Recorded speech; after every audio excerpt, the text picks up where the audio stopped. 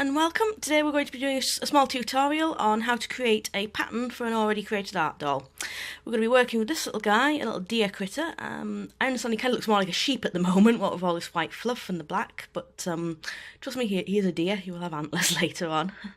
So let's get him looking nice. Now you can see his body's built up. This is just to give you an idea what's going on. This is quilt batting or wadding, however you like to call it.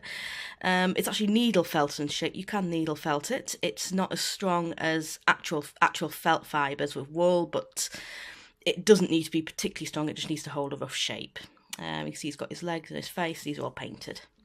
You don't necessarily have to paint before adding the fabric. It's your own personal preference. So we want to create a pattern that basically covers all this wadding.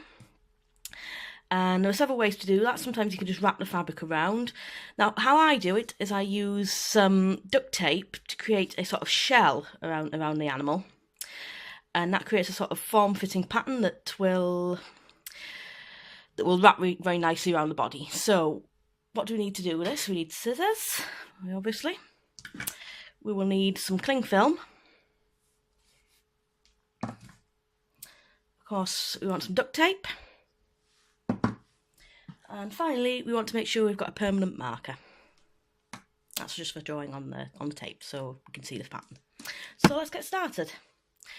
Right, the first thing you want to do is add some cling film. The reason why we do this is because it's basically to give the duct tape something to stick to. Right, now this particular technique, the downside of it is it does take quite a while. It's a little more time consuming than simply wrapping fabric around them. The good thing about it is that you don't necessarily need to know very much about drawing up patterns to begin with. So if you're not someone who's very good at that, this is very, very helpful. And also, if we just wrap that, we start by wrapping around the body.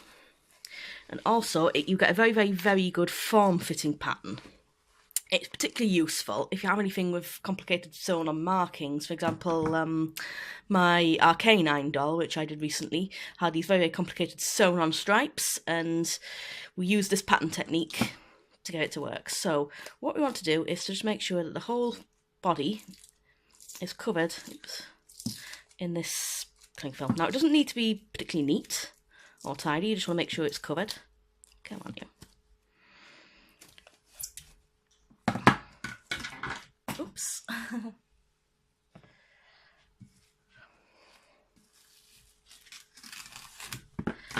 And get all the way around the body, around the limbs.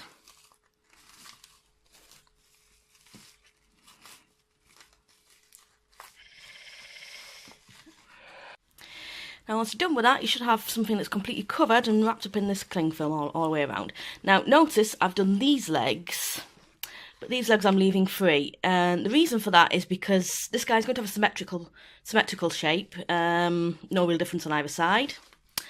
So there really is no point in making a pattern for both sides. We really just kind of want to do this side, and then we can mirror it for this side. So it's going to be quite simple. It saves a little bit of time. Obviously, if you've got something where the markings aren't symmetrical or the legs perhaps aren't symmetrical, then you'll want to do both sides. But in most cases, you can get away with just doing one. So now you've got the cling film, we can add the duct tape. So what I like to do is start off with a nice big chunk that goes around the body. Just gotta hold it steady.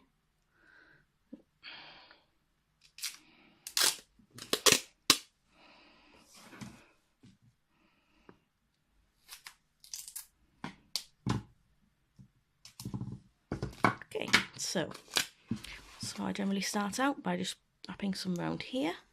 Don't want to pull it too tight because obviously you don't want to squash it so he's really, really skinny. So that's our starting point. And then you just want to add strips as you go. So I'll add a bit around the limbs and lower limbs. This usually kind of gets the shape right. And basically you just want to keep going around the body and adding tape as you need to, where you need to. You probably don't want to use huge big chunks apart from major areas of the body like the side there. What you want to do is just keep it reasonably small and make sure that it's kind of sculpted around the body. So any little hollows, like you can see his shoulder protrudes, just make sure that's preserved. The best way to do that is just use relatively small pieces. You don't want to go too overboard. So like I said, this is time consuming, but it really does pay off in the end. You get a beautiful pattern. So let's just keep going around there, and we'll add some more. No real signs to it, it's just making sure that you add it in and you preserve the shape.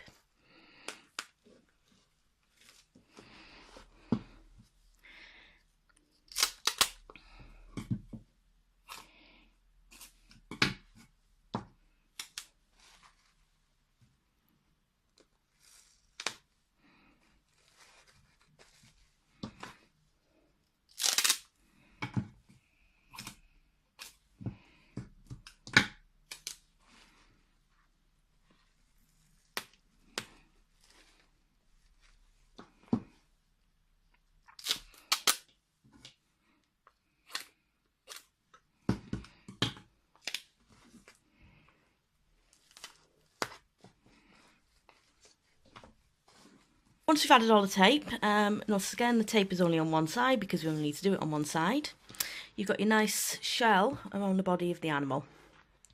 Now what I want to do now is turn this into a pattern. So the first thing we're going to do is get out the marker, and you can see the line down the back is a little bit jagged. What we want to do is just make that a little bit smoother. So we should make sure we mark the line right down the middle.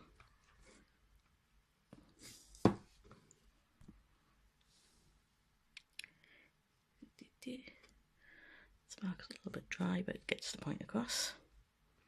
Again, this is why you want to use a permanent marker, so it sticks on the duct tape. So it's, what I really have is so it's up over the back and down there. So make sure you definitely got half, so you haven't got anything sticking out either side.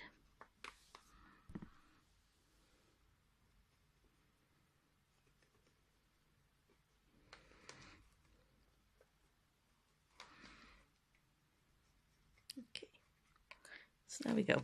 So that's that sorted. Now the next thing you want to do is to think of areas where the fabric, the markings might be different. So for example, for my R-canine, I've got the black fabric for the stripes and the orange fabric for the rest of his coat, so those are all marked out. In this guy's case, he's not really going to have any he's not going to have any markings as such, but we are going to give his neck some long fluffy fur to give him a bit of a mane, and the rest of this is going to be shorter pile fabric.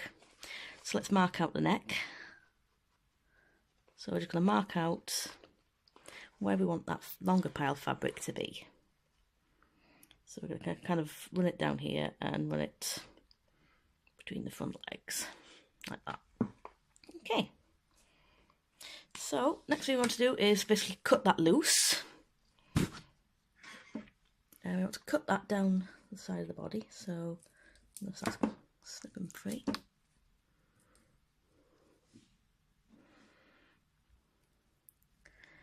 Very careful that you don't damage the clay underneath, obviously.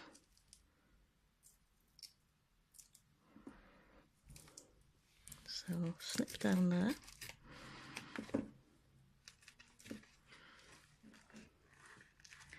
And cut across as you need to.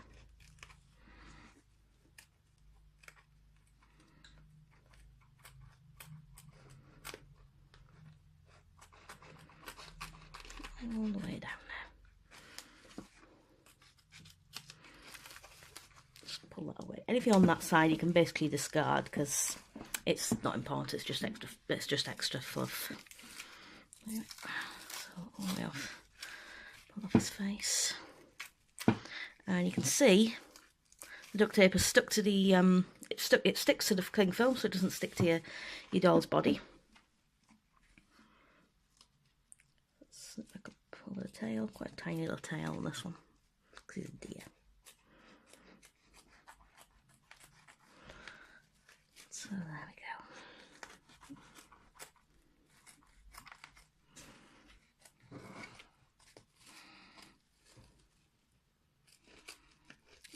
difficult to angle, but you can just about make out what's going on. So let's get rid of all that fluff on the side.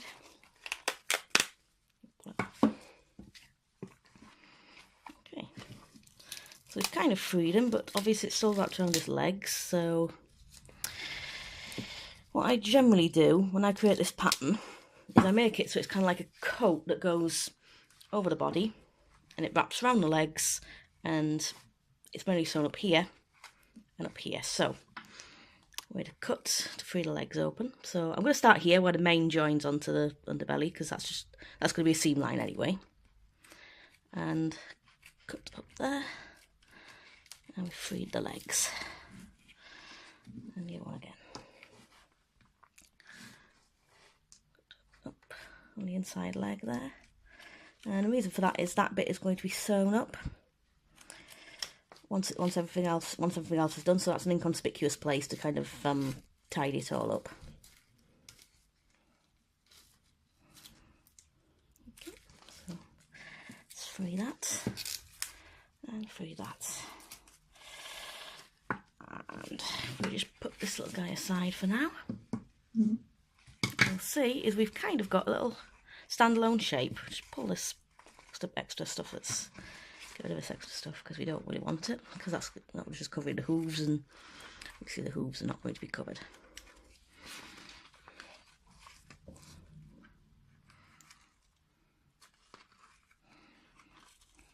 There now.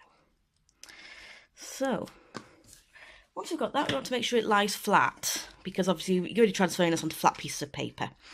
Now this bit here, the neck, is already going to be a separate part. Now we're going to mark down the pile length, so the pile direction, because obviously with fur fabrics there's a direction in which the pile lays. We're going to have it point straight down, so he's kind of got a hanging mane. Just a little note there, we'll just make a little note there, that's his neck. Okay, that's the reason why you want a permanent marker, so you don't forget what all the pieces are. Now for the body. The body doesn't really lie flat, obviously, because he's got the legs sticking out. Now what I generally like to do, first of all, we will just remove the neck piece, because that is going to be its own pattern piece. So obviously anything that's a different piece of fabric is going to be its own bit. Okay, so that's our neck. Now we want to make sure that the neck stays flat. This pops up in a few parts, so we're going to add some, if you snip there, and snip there. That adds in a couple of little darts. And as you can see, when you do that there, it will lie flat. So when you sew up the piece, you'll just sew that up, and you'll have a little 3D neck. Let's put the side and have a look at the rest of the body. Right, now obviously we've got the legs which stick out of the body, so those, because they stick out, they can't be made to lie flat, so those are going to be their own pieces. So generally kind of think about how it's going to lie. You can see it sticks out there, so at the point where it sticks out, that's generally where your seam wants to be. So if we just snip around there and under there, it might start looking a little bit unusual. Probably get stray pieces of cling film, but that's okay, don't worry about it. Okay, so you'll notice that probably looks a little bit unusual, but it does match up to that. Like that. So you want to make sure you remember what that is. So because it's a leg, we want the pile to point straight down. Put that there, and we put down F, leg, so you know that's where it is. Just about smush that down. Doesn't really need anything special. Again with the back leg will stick out, so you want to chop it out.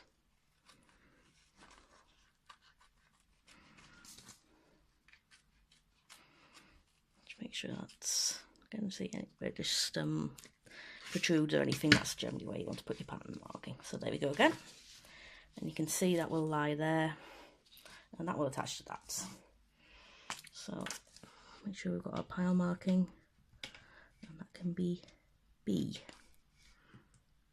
leg. Okay.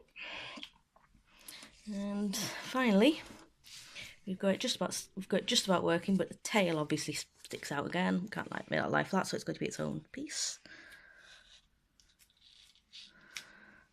There's the tail, and the tail obviously kind of goes round a little bit, so we're going to put a little dart in there to make sure it lies flat.